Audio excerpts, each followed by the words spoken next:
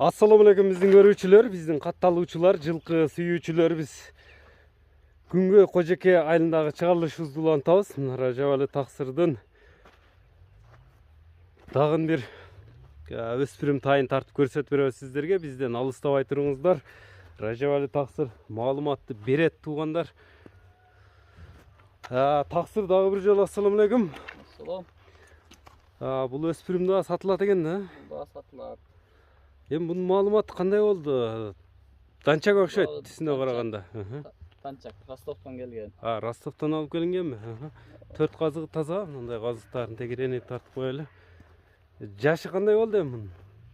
Жашы 3 жазга 3 жылда. Жазга 3 жылдагы. Мына жеринде кичине агы бар экен, Бычымыны көрүңүздөр, 4 казыгы таза, Казыгы таза. Таза Эчемелери жок. Ишик. Данчактын тазасыбы? Данчактын тазасы. Ростовтон жебиче мына териде турат, айтпасак деле. Муну кичине бастырып көрсөтсөк болобу?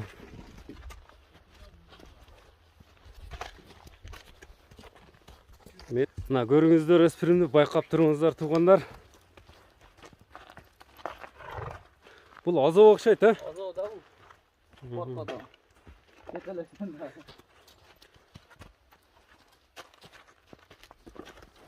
Мына көрүңүздөр, арка алдыны жаш өспүрүм тайларды издегендерге. Бою канча чыгат эми мунун?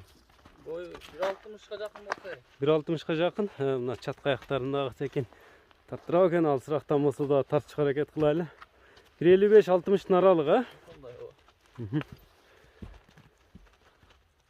Көрүп турасыздар, данчак сүйүүчүлөр, данчак издегендер, экранда көрүп турган номерлер менен байланышасыздар. Эми токтотуп, данчактын баасы канча болду? Данчактын баасы 200 миң. 200 миң сом. Кем болот, Сүйлөшүүлөр булар.